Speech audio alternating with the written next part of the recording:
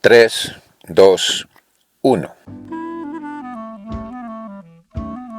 Sean bienvenidos a este sitio en el que la pregunta les abre la puerta. Se llama La Puerta de la Calle, canal de podcast de Luis Alirio Calle en Spotify y en YouTube. Uno nuevo cada jueves, pero todos permanecen ahí.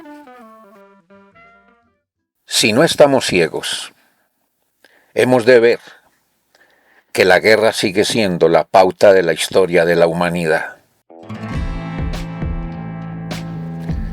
Y entre esa guerra está desde los años 70 la guerra frontal iniciada por Estados Unidos contra el tráfico de drogas, desde la natural marihuana hasta los compuestos químicos más sofisticados hechos en laboratorios y que hoy son vendidos en las calles de las grandes ciudades, símbolos de la civilización, espacios donde a cada instante mueren adictos envueltos en espantosas nebulosas, en las mismas que buscaron con desesperación algo de felicidad, mientras la prohibición, causa de la guerra, produce cada día más dinero, tasado en millones de dólares, dinares de Kuwait, reales árabes, euros y libras esterlinas. La guerra contra el narcotráfico produce cada vez más dinero y la prohibición de las drogas causa en los consumidores cada vez más deseo, mayor ansiedad en la búsqueda de lo que la prohibición hace más difícil de encontrar y por ende más costoso. Y entonces, en muchísimos casos el adicto acude al delito para obtener dinero con que acceder al fruto prohibido con el que miles de mafiosos, que arrastran tras de sí largas colas de corruptos, se enriquecen a cada minuto mucho más. Se dice que el filósofo humanista francés Michel de Montaigne advertía que prohibir algo es despertar el deseo. Lo cito por ilustración, pero eso es algo que la humanidad sabe desde cuando Eva descubrió en el paraíso el apetitoso fruto del árbol prohibido, y ella violó la prohibición. El demonio del deseo la poseyó, fundó el pecado según revela el libro del Génesis, y se hizo acreedora a la condenación.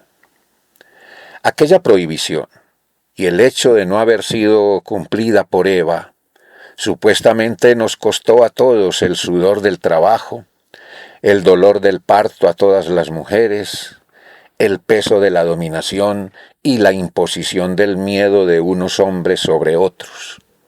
Y desde entonces y hasta aquí, la historia. Menciono el demonio del deseo como interpretación que nos impone el texto bíblico. De acuerdo con eso, en connivencia con el deseo están otros demonios: el de la desobediencia de la prohibición, el de la rebeldía contra ella, y hasta el demonio de la libertad que el propio Dios le dio al hombre bajo el nombre afable de libre albedrío. Mirado desde el ser humano mismo, el deseo del fruto prohibido es más peligroso que el fruto prohibido. Entonces, ¿qué hacemos con el deseo? No es posible establecer una ley que diga prohibido desear. El deseo no se impone ni se quita. No se puede decretar que cada quien tenga este o aquel nivel de deseo, o estos o aquellos deseos. En sí mismo el deseo no es moral ni inmoral. Nadie es privado de la libertad por culpa del deseo. Y este no es materia de disquisiciones jurídicas para que no se desborde y se acabe. Así las cosas, la prohibición no anula el deseo. Por el contrario, puede desbordarlo. Y si alguien enferma como consecuencia de la satisfacción de sus deseos, como frente a cualquier otro mal del cuerpo o del alma, esa persona necesita ayuda. Contrario a los que creen que debe ser castigada por haber deseado y consumado lo que deseó.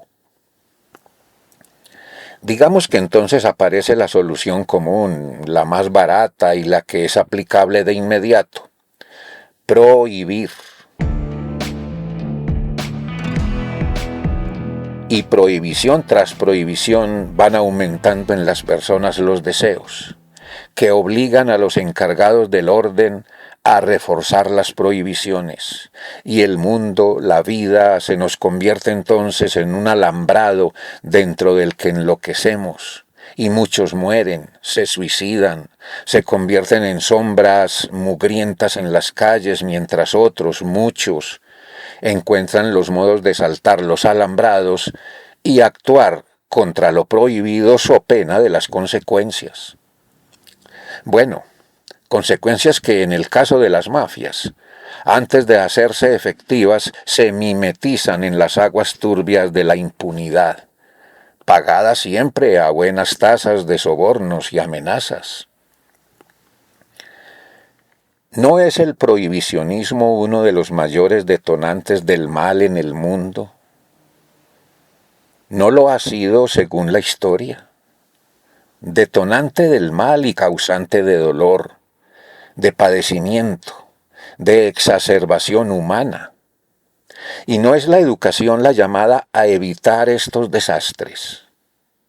No está demandando el resultado de civilización que nos cobija otra educación, una educación diferente a la que hemos tenido, otra educación cuyo objetivo se enfoque sobre la libertad del ser humano universal y no sobre los intereses del ser humano social, ambicioso, segregacionista, dominador, codicioso, egoísta. Ahora, si por un lado está la prohibición del consumo de drogas, por el otro está la sexualidad, que ha sido objeto de prohibiciones, se diría que tan antiguas como las culturas y las religiones, y éstas tanto como el ser humano mismo.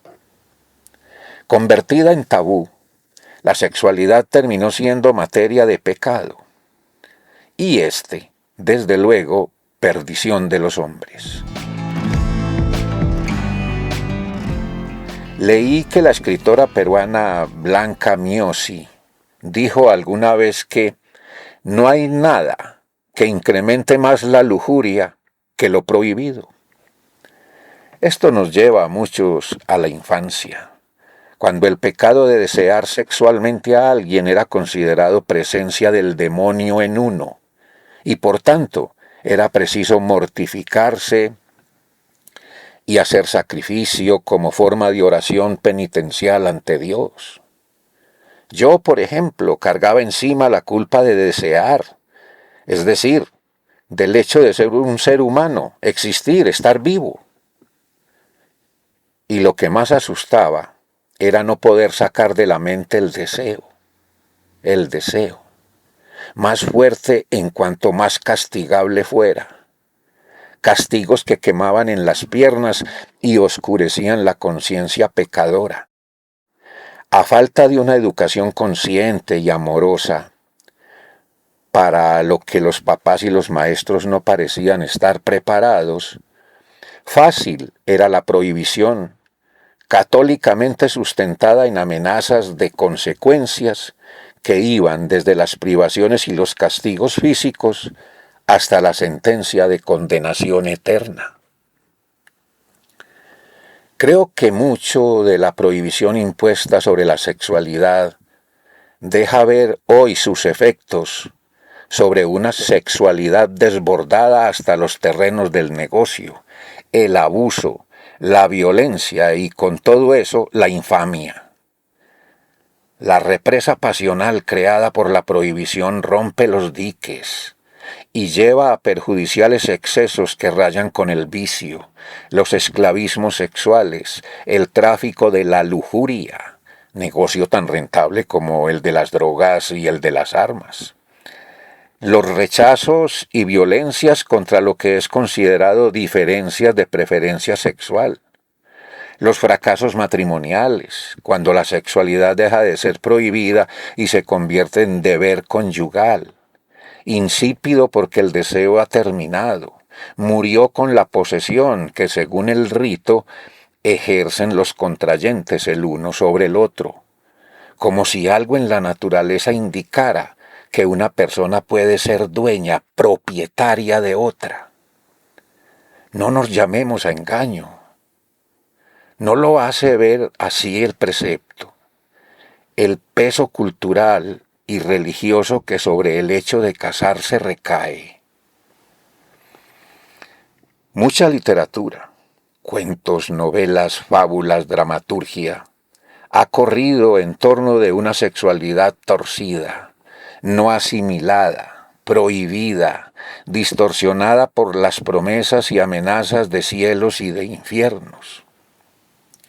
En muchos casos, como lo dejan ver novelas y cuentos además de la historia, la prohibición de la sexualidad era maquillada con el precepto religioso. Pero la realidad era otra, el interés de familia, de clase, y el amor había que comprarlo, y la mujer entraba a formar parte de la propiedad privada del hombre que la llevó al altar. Cuántas vidas truncas, cuánta soledad, cuántas almas rotas, cuántas vidas sin ser vividas por cuenta de convenciones y preceptos sociales y culturales basados en la prohibición sobre la sexualidad humana. ¿No trazó un camino azaroso para la libertad la primera prohibición? ¿No son talanqueras a la vida las prohibiciones, casi todas llamadas a reemplazar la educación, o a abreviarla, o incluso a ignorarla? Me decía alguien que la prohibición estimula la imaginación y la creatividad. Y creo que tiene razón. También la estimulan el encierro, la prisión, el aislamiento, el exilio. No solo la literatura ha producido grandes obras estimuladas por la prohibición y las sociedades prohibicionistas. Otras artes, el cine, la pintura, el teatro, también han dado obras que desnudan, exhiben, denuncian los efectos humanos que la disciplina prohibicionista causa. ¿No ha sido esta cultura de la prohibición partera de la represión y esta detonadora de explosivos movimientos sociales, violencias y guerras enteras? ¿No ha sido la prohibición una forma cultural y en consecuencia aceptada, promotora del miedo y bloqueadora de la paz? Podría argumentarse que entonces, gracias a ella, unida a otros factores que no son tema nuestro hoy, surgen movimientos sociales y con ellos la posibilidad de cambios y reformas en favor del pueblo. Tal vez, pero ¿y entonces? Habría que ver el prohibicionismo como necesario para que el pueblo se movilice. No se ve como sensato que haya que convertir en necesidad algo negativo, como la prohibición, para obtener resultados supuestamente positivos. ¿No estaría condenada al fracaso la lucha contra la prohibición si ésta goza de la categoría de necesaria? Bueno, sin duda, nada va a cambiar por causa de elaboraciones críticas sobre el prohibicionismo. Prohibir está en nuestras creencias y en nuestros modelos educativos, sin duda también en nuestro ADN. No se mejora el río intentando limpiar una porción del agua. Pero quizás no sea del todo inútil ayudar a hacer preguntas sobre defendidas bondades y cuestionados perjuicios del prohibicionismo en un mundo donde la vida ha sido soñada como viaje a la libertad, entendida esta como la posibilidad de encontrar cada uno su propio ser. La infancia es la edad del ser humano a la que el verbo prohibir llega para quedarse y convertirse en molde de la cultura y sus sociedades. Ahora, un niño es lo que es gracias al juego. Impedirle al niño el juego es anularlo, negarle su existencia. En los niños el juego es el argumento y es la respuesta. Mi amiga Iona tiene una hija, que ya es persona grande, ya es mujer. Me contó que estando su hija muy pequeña, alguna vez se les inundó la cocina por una falla en un tubo del agua. La niña quiso jugar con el agua de la cocina inundada. Iona, desde luego algo molesta y agobiada por causa del daño, intentó prohibirle a su hija que hiciera eso. Y la niña le dijo que mejor jugaran a que ella, la mamá, era una colombina. Iona aceptó y le dijo a su hija que mientras jugaban, sacarían el agua de la cocina. La niña le replicó: «Mami, las colombinas no hablan».